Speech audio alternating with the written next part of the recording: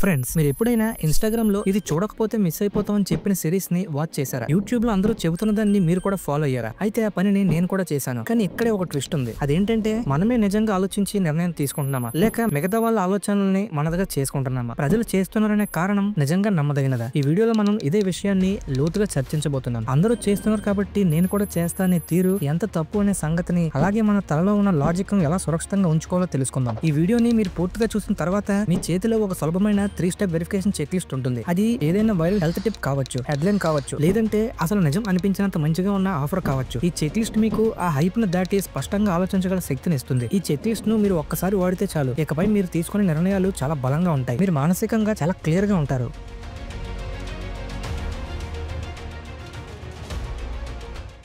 Friends, మనలో కొంతమంది దేన్నైనా చాలా ఫాస్ట్ గా ఎందుకు నమ్ముతున్నారంటే కోట్ల మంది దాన్ని నిజమని నమ్ముతున్నారు కాబట్టి. అంటే అంతమంది ఆ విషయాన్ని నమ్ముతున్నారంటే దాంట్లో ఏదో నిజం ఉండొచ్చు కదా అని మన మెదడు మనకు చెబుతుంది. కానీ ఒకసారి ఆలోచించండి, అది ఎప్పుడు నిజం కావాల్సిన అవసరం లేదు. నిజానికి మన మెదడు షార్ట్ కట్లను ఇష్టపడుతుంది. మన మెదడు చాలా స్మార్ట్, అదే సమయంలో అది చాలా మోసపోతుంది కూడా. మనుషులమైన మనకి ప్రతి విషయం రీసెర్చ్ చేసి తెలుసుకోవడం సాధ్యం కాదు. దానికి సమయం ఉండదు, శక్తి ఉండదు. అప్పుడు మన మెదడు ఇలా అంటుంది, అందరూ నమ్ముతున్నారు కదా, మనము నమ్మేయచ్చు, తప్పేమీ ఉండదు అని. అయితే ఇది చక్కగా టైం సేవ్ చేస్తుంది. కానీ ఒకసారి ఆలోచించండి, అది మనల్ని నిజం వైపు తీసుకెళ్తుందా లేక తప్పుదోవ పట్టిస్తుందా అని. పాపులర్ అయిందన్న కారణంతో ఏదైనా నిజం అయిపోదు. ఒకసారి మన చరిత్రను గమనించండి. లక్షల మంది ఒకప్పుడు భూమి ఫ్లాట్ గా ఉందని నమ్మారు. ఒకప్పుడు సిగరెట్ తాగడం ఆరోగ్యానికి మంచిదైన ప్రకటనలే వచ్చేవి. ఇంకా ఎంతో మంది నకిలీ హెల్త్ చిట్కాలను ఇప్పటికీ నమ్మేస్తున్నారు. అయితే ఫ్రెండ్స్, బహుళ నమ్మకం అనేది బుద్ధి సూత్రం కాదు. అయితే సోషల్ మీడియాను చూడండి, ఇది సమస్యకు పెట్రోల్ పోసినట్టే. ఒక లోపాన్ని సోషల్ మీడియా ఎలా యాంప్లిఫై చేస్తుందో చూద్దాం. ఏదైనా ఒక బిలీఫ్ కోట్ వైరల్ అయిందంటే మనకు అది నిజంగానే అనిపించడం మొదలవుతుంది. ఎందుకంటే ప్రతి ఒక్కరూ అదే చెబుతున్నారు కాబట్టి అది నిజమని మనం అనుకుంటాం. కానీ ఇది నిజం కాదు. ఇది కేవలం ఆ అల్గారిథం మనకు చూపించే ఒక కోణం మాత్రమే. సోషల్ మీడియాలో గెలిచేది ఏంటంటే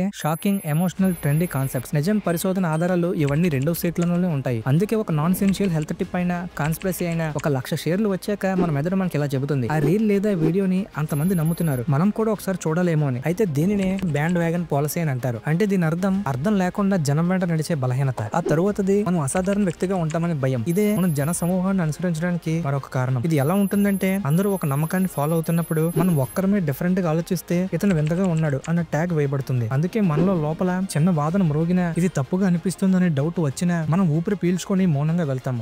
మనమే అడిగే ధైర్యాన్ని కోల్పోతాం. మిగతా వారందరూ ఇందులో పాల్గొంటున్నప్పుడు నేనెవరు దీన్ని సవాల్ చేయడానికి అని అనిపిస్తుంది మనకి. అయితే ఫ్రెండ్స్, జనాల వెంట నడవడం వల్ల ఎలాంటి ఖచ్చితమైన దుష్పరిమాణాలు వస్తాయి. అలా నడిస్తే మీరు పూర్తిగా తప్పు విషయాన్ని నమ్మేసే ప్రమాదం ఉంది. మీరు ఇతరులకు కూడా మానసికంగా మిస్ఇన్ఫర్మేషన్ పంచే అవకాశం ఉంది. మనం తప్పుడు ట్రెండ్ ని ఫాలో అవడం వల్ల సమయం, శక్తి, డబ్బు వృధా అయ్యి చివరకు ఖాళీగా మిగిలిపోవచ్చు. ముఖ్యంగా మీరు స్వతంత్రంగా ఆలోచించే శక్తిని కోల్పోతారు. ఒక్కసారి మీరు క్రిటికల్ థింకింగ్ మానేశారంటే ఏది నిజం, ఏది తప్పుడు హైప్ అనేది గుర్తించడం కష్టమే. అయితే జనాల మాట వింటే అన్ని తప్పు అవుతాయని మీరు అడగవచ్చు. తప్పు కాదండి, కానీ అనేక మంది నిపుణులు, శాస్త్రవేత్తలు, వైద్యులు, పరిశోధకులు ఏదైనా ఒక విషయంపై సామూహికంగా ఒప్పుకుంటే అది పక్క ఆధారాలతో, అనుభవంతో నిలుపబడుతుంది. అది బ్యాండ్ వేగన్ కాదు, అది సైంటిఫిక్ కాన్షియస్నెస్. టిక్ టాక్ లో వచ్చిన ఒక హెల్త్ టిప్ లేదా ట్రెండ్ అయిన మీమ్, వీటిని వేల మంది నమ్మినా మీరు ఆగి ఆలోచించాలి. ఎవరో నమ్ముతున్నందున నమ్మడం అనేది బుద్ధిమంతమైన ఆలోచన కాదు. ఈ రోజు మనం డిజిటల్ యుగంలో ఉన్నాం. ఇక్కడ స్వతంత్ర ఆలోచన అనేది మన గలాన్ని నిలబెట్టే శక్తి. అయితే ఫ్రెండ్స్, ఇప్పుడు సమస్య ఏంటో మనకు తెలిసింది. అందరూ ఫాలో అవుతున్నారు కాబట్టి మనం ఫాలో అవుతున్నాం. ఇప్పుడు దీనికి పరిష్కారం గురించి మాట్లాడుకుందాం. జనం అంతా ఇది నమ్ము, అందరూ నమ్ముతున్నారని నినాదించేటప్పుడు మనం ఎంతో లాజికల్ గా ఆలోచించాలి. అందుకు మన మెదడుని ఇలా ట్రైన్ చేయాలి. సింపుల్ గా చెప్పాలంటే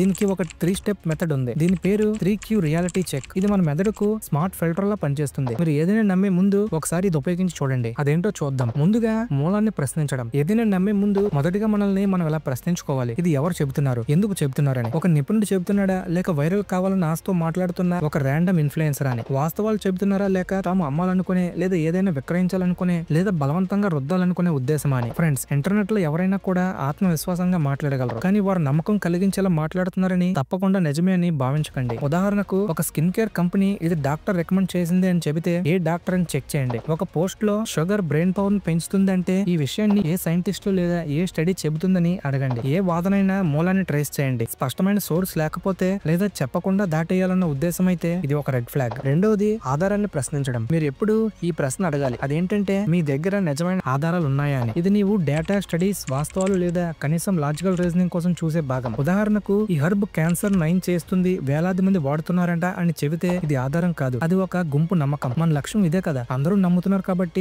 నిజమే అన్న మోసాన్ని దాటడం. అందుకే మీరు దీన్ని వెతకాలి. అవి అవేంటంటే నిజమైన పరిశోధనలు, ధృవీకరించబడిన నివేదికలు, స్పష్టమైన లాజిక్. వారు నీ ప్రశ్నలకు బదులివ్వకుండా కేవలం భావోద్వేగాల మీద ఆధారపడితే అప్పుడు మీరు తెలుసుకోవాల్సింది వాళ్ళు పాపులారిటీ మీద నడుస్తున్నారు, సాక్ష్యాల మీద కాదు అని. తరువాత మనల్ని మనం ప్రశ్నించుకోవడం, ఇది చాలా కీలకం. నేను నిజంగా ఇది నమ్ముతున్నానా, ఇది నిజమై ఉంటే బాగుంటుందనుకునే కోరికతో నమ్ముతున్నానని. ఎందుకంటే కొన్నిసార్లు మనం ఒక ఆలోచనతో భావోద్వేగంతో కనెక్ట్ అయిపోయి ఆలోచించకుండా నమ్మేస్తాం. దీనికి ఉదాహరణలు, ఈ వర్కౌట్ 2 రోజుల్లో బెల్లీ ఫ్యాట్ ని తగ్గిస్తుంది, ఈ పిల్ తో తక్షణమే చదువుపై ఫోకస్ పెరుగుతుంది. అయితే ఇవి మనకు కావాలనిపించేది కాబట్టి మనం విమర్శించకుండా నమ్మేస్తాం. ఇక్కడ ఒక చిన్న ట్రిక్ ఉంది. అదేంటంటే ఒక్కసారి ఆ వాదనకు విరుద్ధంగా ఆలోచించడానికి 30 సెకండ్ల సమయాన్ని కేటాయించండి. అయితే ఇక్కడ మీ వాదన వెంటనే తప్పైతే మరియు మీరు ఎప్పటికీ ఆ వాదనను గుడ్డిగా నమ్మితే మీరు బహుశా పక్షపాతంతో వ్యవహరిస్తున్నారని అర్థం. ఇంకా చివరిగా మీరు ఫ్యాక్ట్ చెక్ కోసం గంటలు గడపాల్సిన అవసరం లేదు, మీకు డాక్టరేట్ కూడా అవసరం లేదు. మీరు చేయాల్సింది ఒక్కటే, కేవలం 30 సెకండ్ల పాటు ఆగి ఈ 3Q రియాలిటీ చెక్ చేయడం. నీకు ఎవరు చెప్పారు, నీ దగ్గర ఆధారాలు ఉన్నాయా, ఇది నేను నిజంగా నమ్ముతున్నాను లేక నమ్మాలనిపించడం వల్ల అని. ఇన్ని చేస్తే మీరు ఇంటర్నెట్ లో ఉన్న 90% మంది కంటే ముందుంటారు. ఎందుకంటే వాళ్ళు ఆగకుండా స్క్రోల్ చేస్తారు, నమ్మేస్తారు, షేర్ చేస్తారు. కానీ మీరు అలా కాదు.